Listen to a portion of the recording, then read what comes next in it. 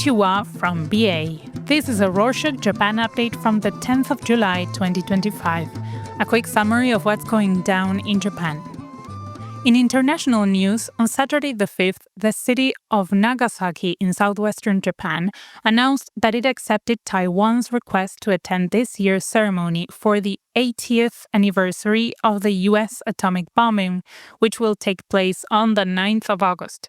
This will be Taiwan's first official participation.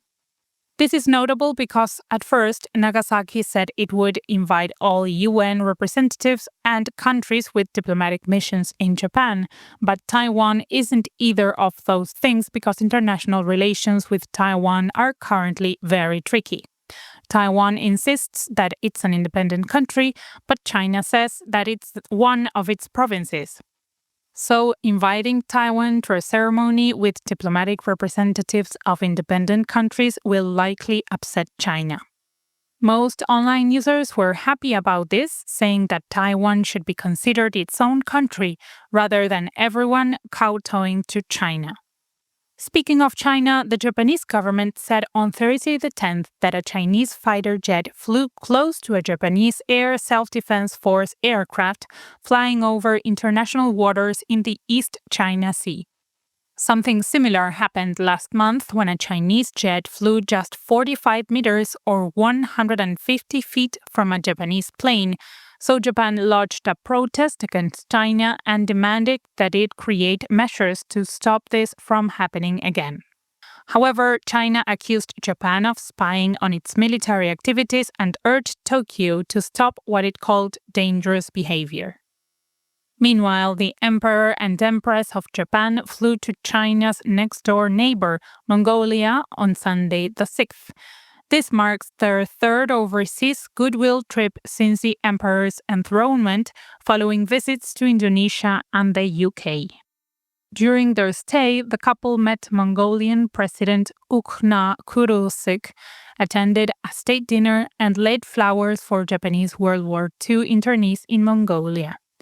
Later in the week, they will visit other sites with ties to Japan and return next Sunday the 13th. Crown Prince Akishino is currently handling imperial duties while they're away. Luckily for the imperial family, they don't have to deal with the mess brought on by the upper house election campaign, which is now in full swing. On Tuesday the 8th, nearly 300 non-governmental organizations in Japan made a joint statement condemning anti-foreigner remarks made during the campaign, including false allegations that foreigners receive special privileges.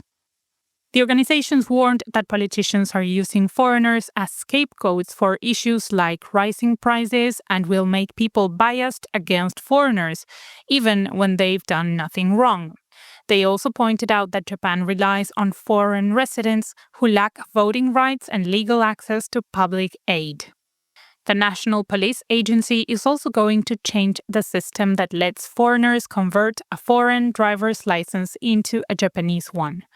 Under the revised system, short-term visitors like tourists will no longer be able to convert their license.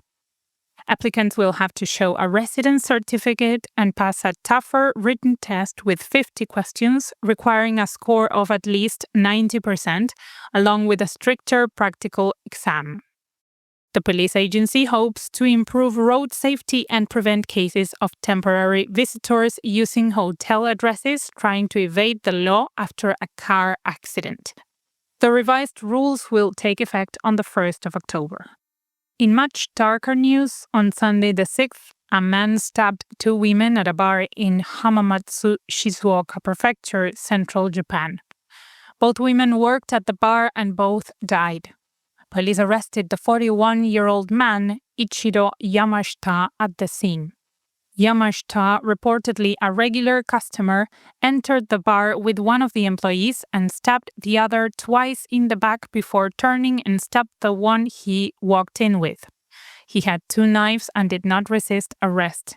Police are still investigating the motive and have not released any statements yet. In an update to a story from previous shows, a strong earthquake of magnitude 6 hit Akusakijima Island in Kagoshima Prefecture, southwestern Japan, on Thursday the 10th. Thankfully, everyone is safe, though officials have not yet reported if there is any damage. Magnitude 6 quakes often result in at least some property damage. Over 30 of the 59 residents of the island had already evacuated to the mainland after the near continuous tremors that began on the 21st of June. As of this week, the earthquake count reached 1,700. In another update, rice prices at Japanese supermarkets have dropped for the 6th week in a row, reaching a 5-month low mainly because of cheaper rice from government stockpiles. According to the Agriculture Ministry's latest survey, the average price of a 5-kilogram or 11-pound bag fell over 3% to 3,700 yen, which is $25. Despite the recent drop, prices remain around 63% higher compared to a year ago. On the business side of ups and downs, a credit research company reported on Tuesday the 8th that the number of corporate bankruptcies in Japan hit nearly 5,000 in the first half of 2025, its highest level in 11 years. The main reasons for the bankruptcies were labor shortages, rising costs, and higher interest rates. Nearly 90% of the bankruptcies were small firms with fewer than 10 employees, struggling to hire amid wage pressure. A record 172 firms also said they were having trouble with employment, either with hiring people or with workers quitting. Reactions were mixed, with some saying this was simply a sign that these companies shouldn't be around because they couldn't offer good benefits to workers. However, it also raised questions about how much trouble the economy is in, with many people struggling because of inflation and a shrinking population causing a shrinking market. In travel news, Japanese airline companies, with support from the Transport Ministry, started a policy on Tuesday the 8th where they will ask passengers not to store mobile batteries in overhead bins due to fire risks. Lithium-ion batteries used in devices like smartphones and tablets can catch fire if damaged. This policy came about because of safety concerns from past incidents, like a January jet fire and an emergency landing in April. Airlines will tell passengers to keep mobile batteries nearby and visible, especially while charging, to allow for a quick response if a fire occurs. That mostly applies to foreign tourists, though. According to a recent survey, many Japanese residents plan to spend their summer holidays indoors because of the record high heat and rising living costs. The survey, conducted by Intage Incorporated, found that 37% of respondents plan to stay inside. Only 3% of people said they would go camping, compared to almost 5% from a survey last year, and other outdoor activities saw similar declines. Many said they would prefer outdoor activities such as camping, barbecuing, or going to theme parks, if not for the heat. The average summer vacation budget also dropped by 2% compared to last year, which 70% of respondents said influenced their summer plans.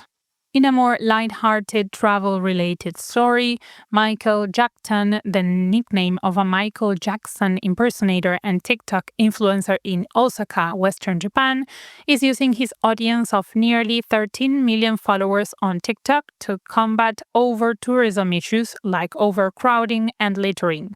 He starts his performances in popular areas, entertaining tourists while at the same time leading them to less crowded spots.